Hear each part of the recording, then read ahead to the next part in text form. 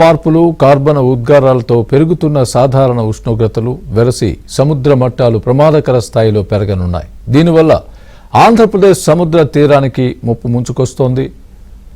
2100 సంవత్సరం నాటికి సాధారణ ఉష్ణోగ్రతలు 3 డిగ్రీలు పెరుగుతాయి.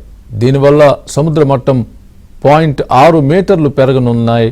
రాష్ట్రంలోని తీర ప్రాంతంలో ఉన్న 282 గ్రామాల్లోని సుమారు 13 లక్షల మందికి ముప్పు పొంచి ఉంది.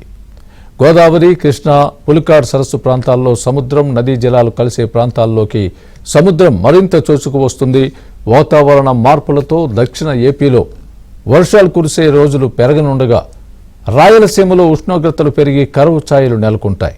చెన్నైకు చెందిన national centre for sustainable coastal management NCSCM రాష్ట్ర ప్రభుత్వానికి అందించిన నివేదికలో పేర్కొన్న ఈ విషయాలు ఇప్పుడు ఆందోళన కలిగిస్తున్నాయి.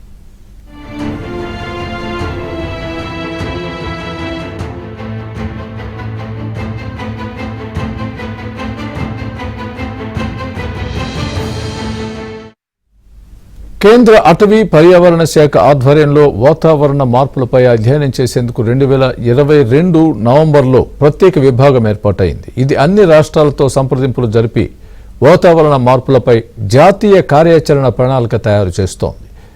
2100 సంవత్సరం నాటికి రాష్ట్రంలో సాధారణ సగటు పగటి ఉష్ణోగ్రతలు 3 డిగ్రీలు పెరుగుతాయని ఈ నివేదిక తేల్చింది. దీనివల్ల రాష్ట్రంలో తీర ప్రాంత సముద్ర మట్టం 0.6 మీటర్లు పెరుగుతుందని హెచ్చరించింది. ఫలితంగా రాష్ట్రంలో 43% తీర ప్రాంతం వెరీ హై రిస్క్ జోన్, 35% తీరం హై రిస్క్ జోన్లోకి వెళ్లబోతున్నాయని తెలిపింది.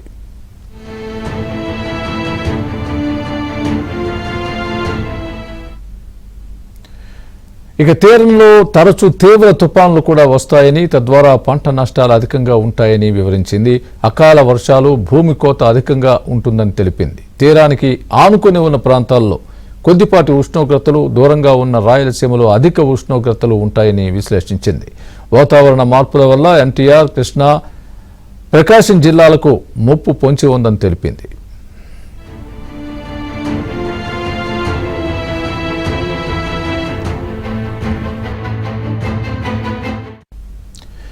ఇక ఉష్ణోగ్రతలు, సముద్ర మట్టం పెరగడం వల్ల సంగమ ప్రాంతాల్లో ముప్పు అధికంగా ఉంటుందని ఈ అధ్యయనం తేల్చింది. గోదావరి, కృష్ణా, పులికాట్ సరస్సు ప్రాంతాలలో ఈ ముప్పు తీవ్రంగా ఉంటుందని పేర్కొంది. నది, సముద్రం జలాలు కలిసే ప్రాంతాలలో చప్పనీటి ప్రవాహంలోకి సముద్రపు ఉప్పు నీరు మరింత ముందుకు వస్తుందని తెలిపింది. తద్వారా కోత అధికంగా ఉంటుందని తేల్చి చెప్పింది.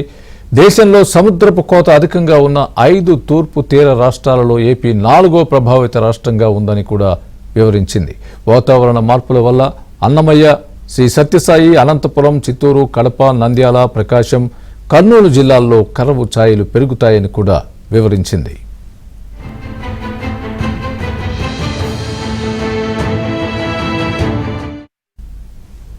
ఇక నష్ట నివారణ కోసం మడ అడవుల పునరుద్ధరణ చేపట్టాల్సి ఉంది. ఇందుకోసం మత్స్యకారుల సాయం తీసుకోవాలి. తీరంలో కోత పెరిగిన ప్రాంతాల్లో ఆయిల్ పామ్, సరుగుడు చెట్ల పెంపకం చేపట్టాలి. సముద్ర తీరంలో అలల తీవ్రత అధికంగా ఉన్న చోట కిలోమీటర్ వరకు వీటిని పెంచాల్సి ఉంటుంది. వాతావరణ మార్పుల్ని అదుపులోకి తెచ్చేందుకు సోలార్, గ్రీన్ హైడ్రోజన్ను ప్రోత్సహించాలి. విద్యుత్ వాహనాల వాడకాన్ని పెంచాల్సి ఉంటుంది.